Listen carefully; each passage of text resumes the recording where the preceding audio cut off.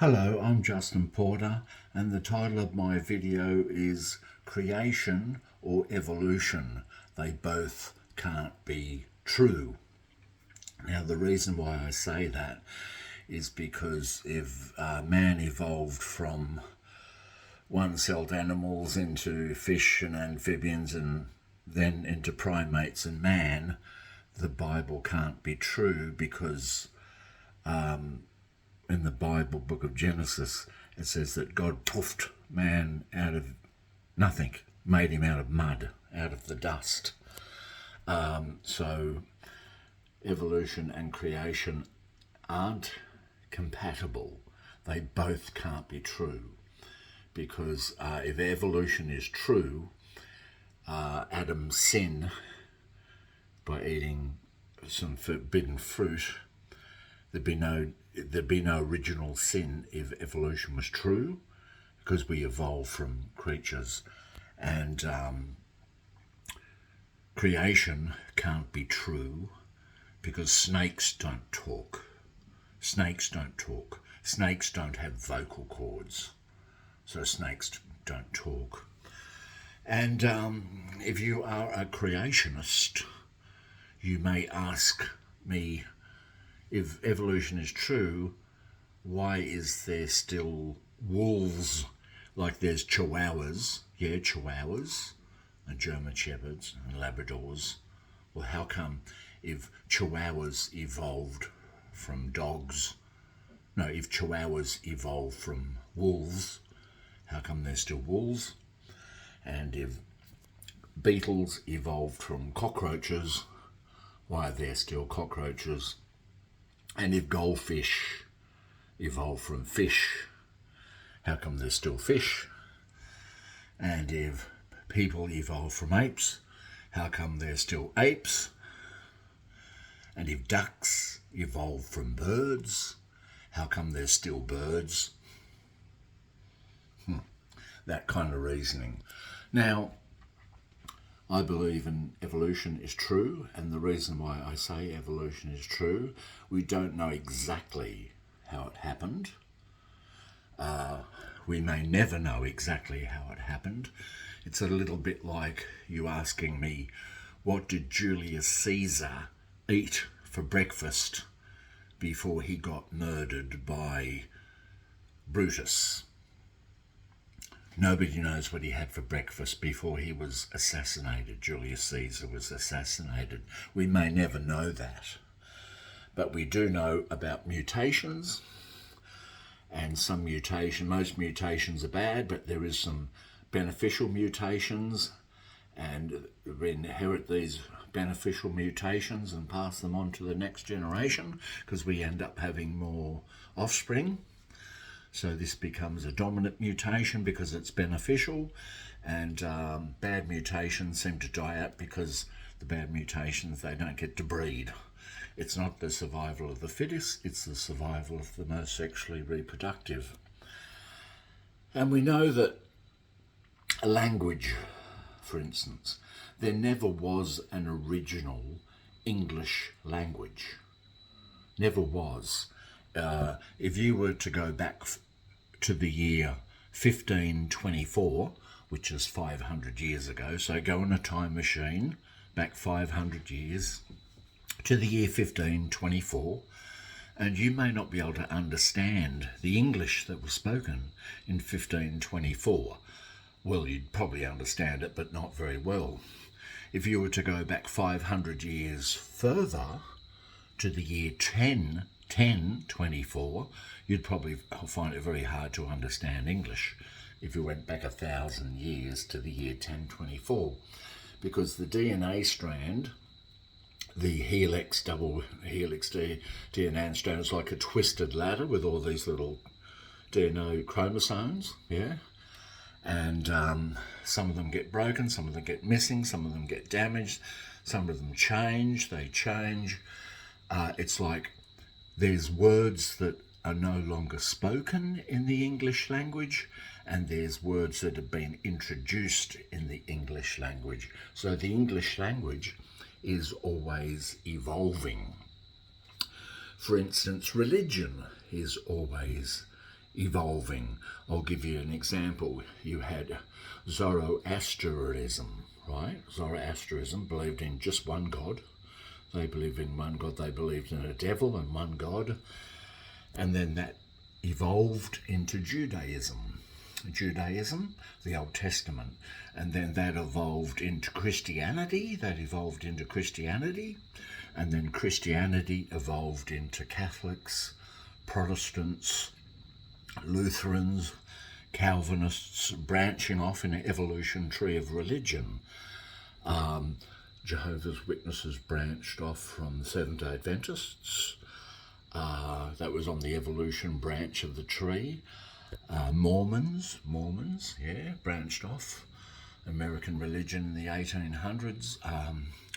And even with Islam is related to Judaism, because Islam is Abrahamic religion like Christianity and Judaism, and Islam branched off into three different directions.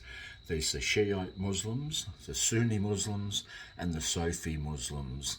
They're all different. They're a branch of a same branch of Islam, but they all disagree with each other.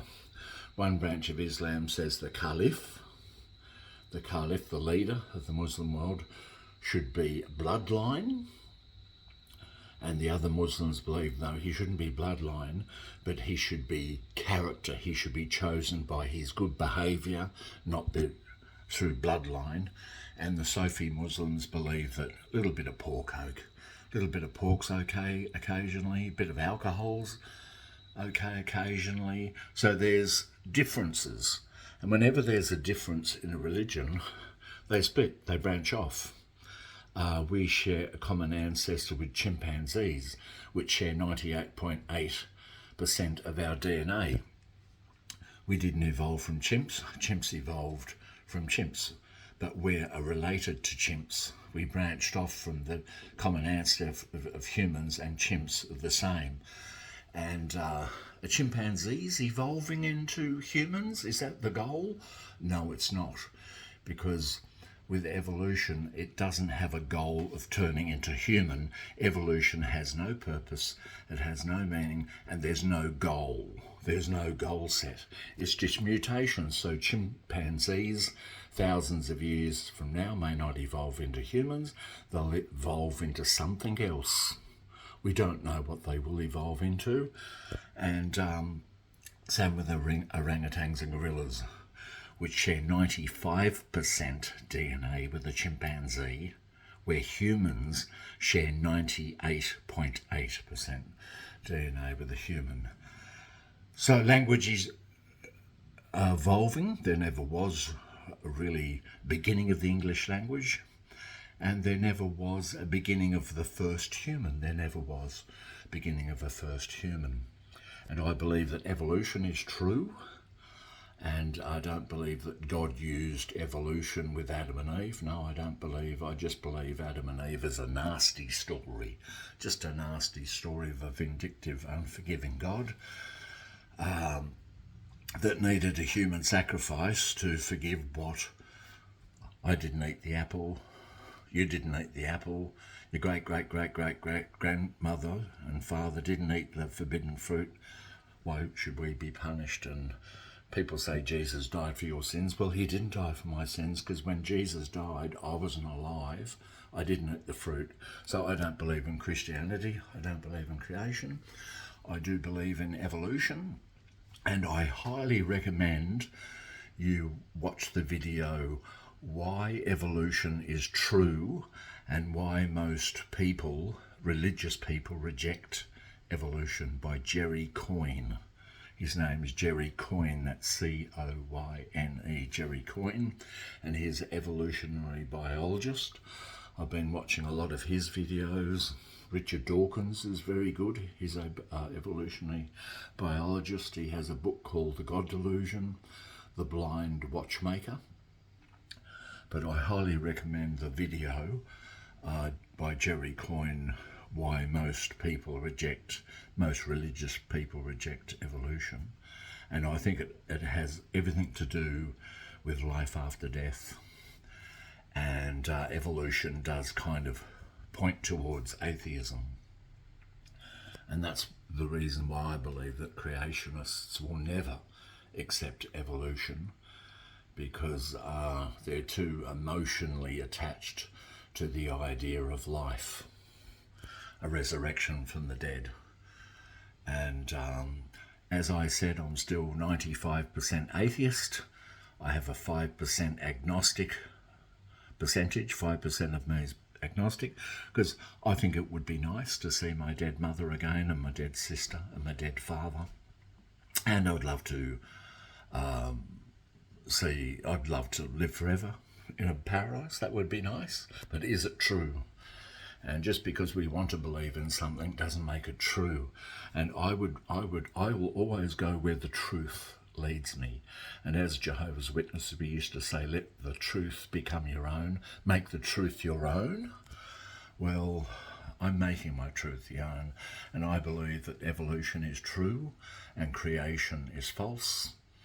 And I believe that atheism is probably the true religion. And atheists are the most hated on earth. Atheism is the most hated religion on earth, but I believe it's the true one. Sad as it is, we just get one life, and we just get one shot around at life. Make the most of it, enjoy it, because you won't know when you're dead. And when you're dead, you won't know you're dead. It's just like before you were born, just before you were born, you know. And it could be wrong. There could be life after death. We could all have a big laugh with God. He'll let us in on the punchline, but I don't think there is a God. I don't think life does have a meaning. I don't believe that life does have a purpose, but you create your own purpose. And my purpose in life is to look after my beautiful wife, Nicole, who I love very much. I look after her. I'm her carer. And at the moment, she's in a Jehovah's Witness Watchtower study. Jehovah's Witness Watchtower study. And little Tommy, the Devon Rex. Where's Tommy the Devon Rex? Tommy the Devon Rex is with Nikki. And Nikki will be showing Tommy the Devon Rex to all the Jehovah's Witnesses on the Zoom Watchtower, because she's not quite up to going to the meeting today. So she's doing the Watchtower on Zoom, and little Tommy will be on Zoom. So all the Jehovah's Witnesses and the Kingdom Hawkins, oh, look at little Tommy, the Devon Rex. So maybe the next time I make a video, Tommy the Devon Rex may be available, but at the moment she'll just have to put up with my ugly face. And yes, I do believe in evolution. I don't believe in creation. And yeah, and chimpanzees aren't evolving into humans, because that's not the goal, because evolution doesn't have a goal. It doesn't have a, you know, it's just random chance of beneficial mutations, and it'll go wherever it takes it, you know. So thank you for listening to my video, and next time, Tommy the Devon Rex may be in the next video, but today he's with my wife at a Watchtower study. Tommy the Devon Rex cat is getting indoctrinated into the Jehovah's Witnesses, and Tommy the Devon Rex becomes a Jehovah's Witness, he is going to shun me. He will shun me. So I'll be shunned by a pussycat. So thank you for watching, and little does Nikki know that Tommy the Devon Rex is an apostate cat. An apostate cat, but he may grow up to be a Jehovah's Witness and shun me, so very sad. Hopefully he doesn't. Hopefully he remains an apostate, just like me. Thank you. Bye then.